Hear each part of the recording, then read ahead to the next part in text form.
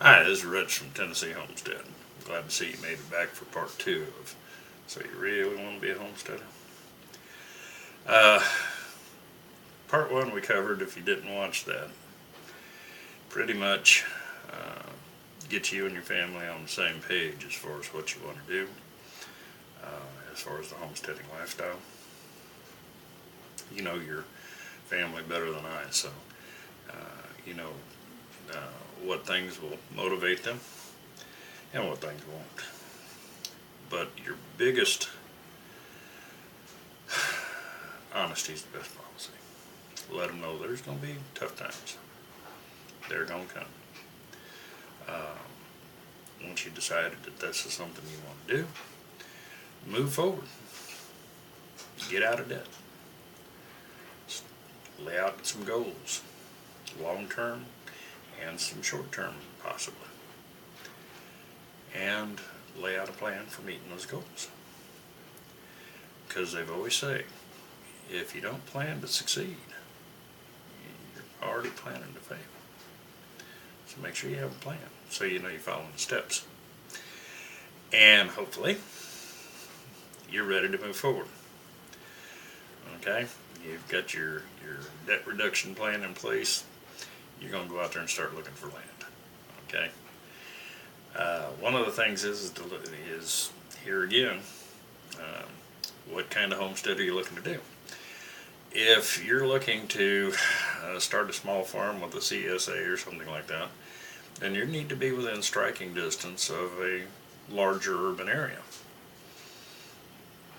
Start mapping out the areas you want to look in accordingly.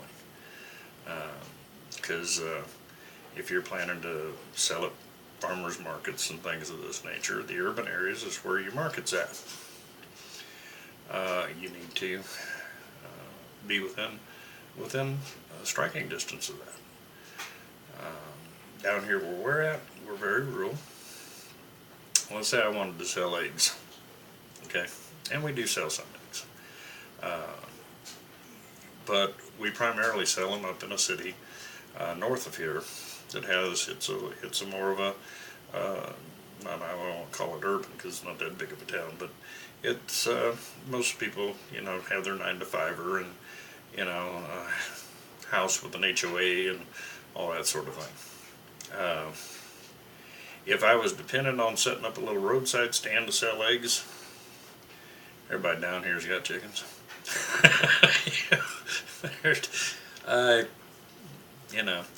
The only way I'd have a customer is if it was somebody who just didn't like raising chickens. Okay, so and let me tell you something. Raising, selling eggs is a tough proposition. 9 times out of 10, you got more than those birds than they're worth as far as what they produce. Okay, just in mere feed. If you look at what a chicken eats a day, for that one egg, yeah. So you really have to plan, know your costs, know your profit margins, pay close attention. And there's some farmers that just don't fool with eggs, period. I personally, we eat a lot of eggs, so we have chickens. But anyway, so you're all on the same page. You've laid out your plans, you're out looking for land. Know your location. Okay, now if you're the ultimate prepper type of person and you're looking for doomsday and zombie apocalypse or whatever, you're not going to want to be near an urban area. That's just not where you're going to want to be. Primarily because if things ever really go bad, and I say if, and don't get this as being some kind of anti-prepper thing. I look at just natural things can happen back in the turn of the century, back before they had actually in the latter part of the 1800s. They had a solar flare. It took down the telegraph systems. that same kind of solar flare could take out our electric grid.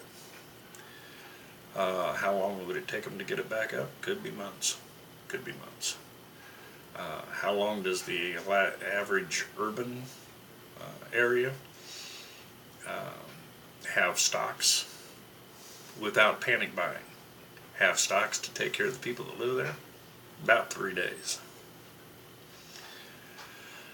It's not going to take long for society to get a little crazy. You're going to hope that the government would step in and help. And we've looked at recently, things like Hurricane Katrina and Sandy and so forth, and those were just isolated areas, realistically. If you had a nationwide catastrophe like they lose the power grid due to a massive solar flare or EMP or whatever, we're going to have a problem. Don't look for the government to be there to bail you out. So I understand prepping. I really do. But also understand that the more rural you get, the more absolutely you're going to have to be self-sufficient. And you're not going to have a lot of means of getting income. So keep that in mind. Where I've heard, I've followed comments where preppers are talking about whether or not they would share their food and so forth. Down here we have a little different attitude. We'll help out our neighbors. We'll share what we got.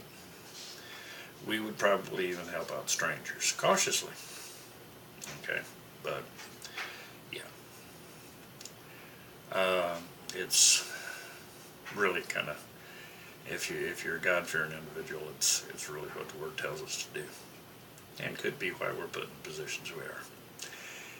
Okay, so enough of the religion. Let's talk here now. You're looking for land. You want to take a close look when you're looking for property. How's the infrastructure? Does it have barns and storage facilities and chicken coops and blah blah blah on that line? Here's a big one. How's its perimeter fencing? If you plan to keep livestock, because you can do a lot of cross fencing with polywire and things of that nature, which are relatively inexpensive to control paddocks and manage your pastures. But how's your perimeter fencing? Because let me tell you something, that's a big expense and a massive amount of work. If your perimeter fencing is absolutely a mess, that's a big cost. And if you're looking at property A and property B, and they're both pretty close in what they offer, the property A's fencing is going to have to be redone. You might be better off spending a little extra to get property B. It doesn't take long. A lot of people just don't even realize what a simple barbed wire fence costs when you're talking about doing acres of ground with it. It gets pretty expensive and pretty labor intensive.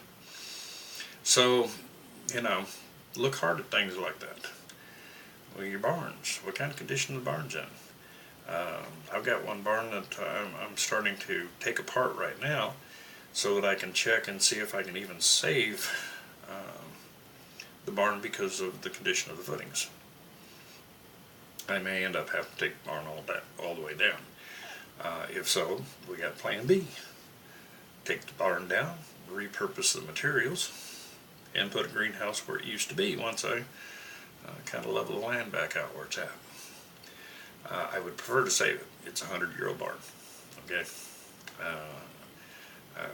Me and the wife are kind of partial to stuff like that, so we are going to try to save it if we can. If not, on to step 2. So, take a hard look at your land. If you don't know much about construction, so forth, you probably know somebody that does. All kidding aside, and if you're really getting serious about a place and you don't know anybody that knows much about it, contact a contractor. Find a good one in your area and ask what he would charge you to come out and just kind of go through the place with you and give you an overview of what are you looking at to get this fixed.